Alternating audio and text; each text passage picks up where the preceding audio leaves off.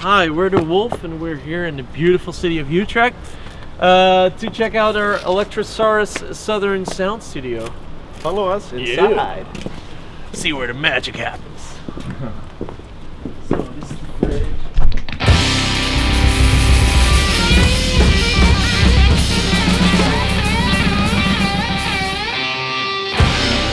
We couldn't afford to pay the rent with the band alone, so he had a structure where Robin and his girlfriend, they lived here in this room. Okay. So he had his bed here and a table, stuff like that.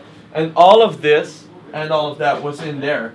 So we had the studio in there. And then so with DeWolff that worked. But when I recorded other bands, it was always a little awkward because, you know, they would... Some dude is like taking a shower. Yeah, yeah, true. He had to close the curtains there and take a shower.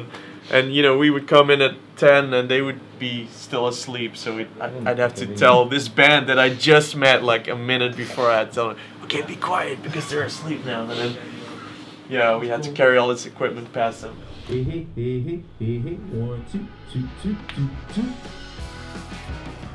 Don't put your hand down upon my skin. I ain't gonna let your fever in. That lying disease you been spending all over town.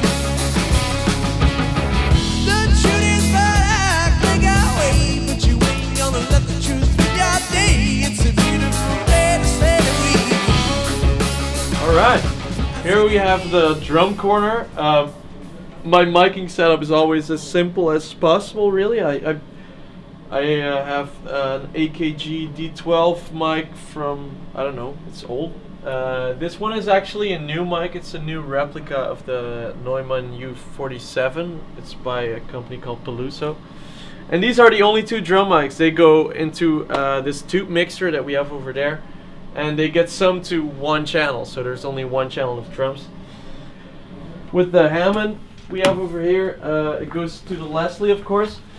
And in the past, in more expensive studios, we tried all kinds of microphones. You know, it's really hard for some people to mic a Leslie, so they put like two condenser mics up here and one at the bottom. And in the end, we could compare all this material, and what sounded best was one SM57 here at the horn, and you get the perfect Hammond sound. It's not stereo, but I don't care about stereo. The only thing I care about is that it sounds cool. Oh, we have this old plate reverb. We have an EMT plate reverb from 1961. It's all tube. And it's currently broken, but we have to get it fixed. And when it's working, it sounds amazing. It sounds really good. This is the heart of the studio, our MCI JH24. Before this one, we used to have a Tascam that had a really narrow tape width, and that's what we recorded with for like 3 years, I think. And then when we bought this thing. That was a huge improvement in sound quality. All this stuff is analog. This is a remake of the Fairchild 660. But we don't use a lot of channels. We usually record the drums on one channel, sometimes two. And guitar, Hammond, it's all one channel. So we don't need a lot more than this.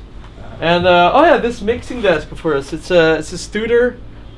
I think it's one of the last analog Studers because to some people it looks really old, but it's actually from 2001, I think. It used to be, it was used in like a television studio here in Holland.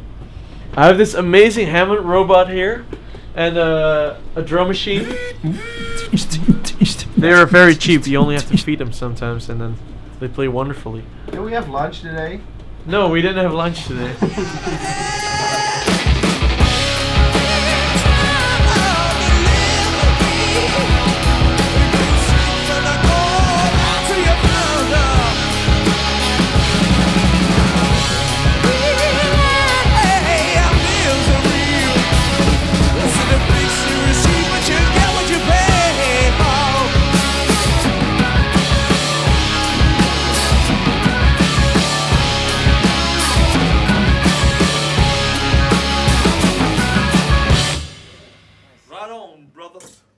This is my pedal board. I have a couple of cool pedals. This one is actually a signature fuzz that Dr. No made for me.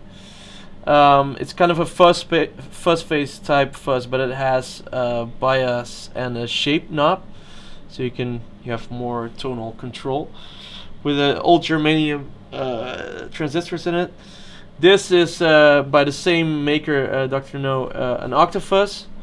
This, of course, is the incredible plasma pedal. Whoa. Welcome to the future.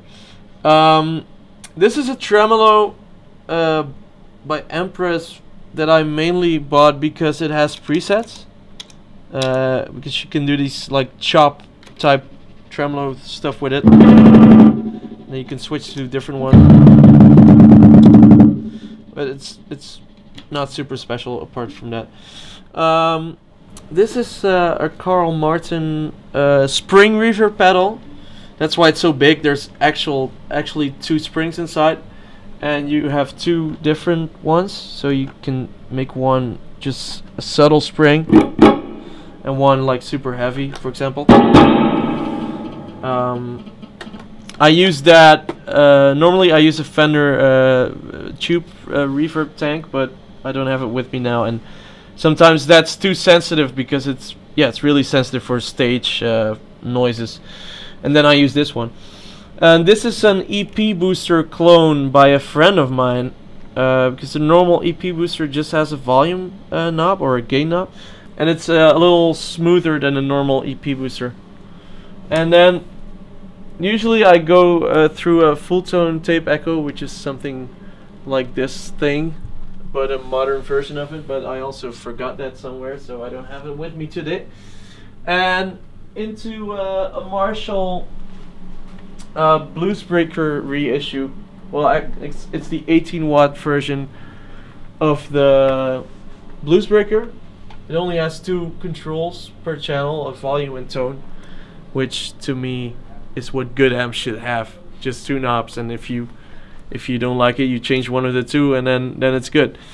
This one is by an American company called AEA.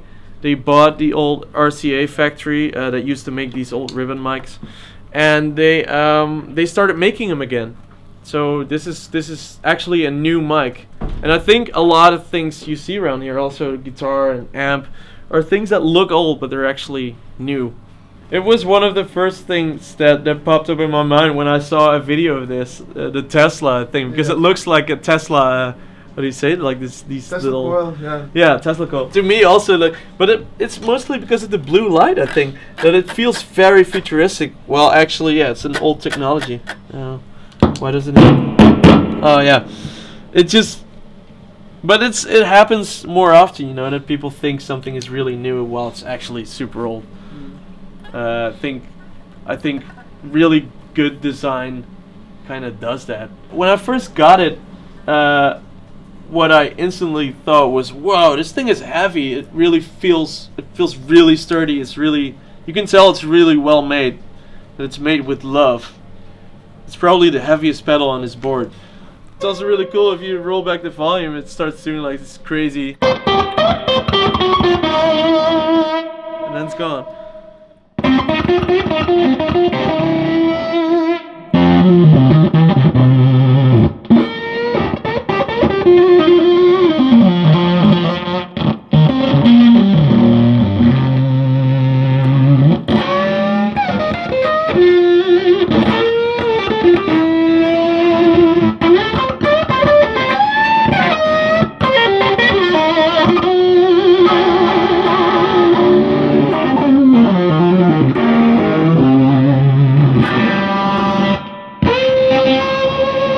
Like, for example, what this does, this pedal, it's also really unpredictable, and that's what I really love about analog stuff.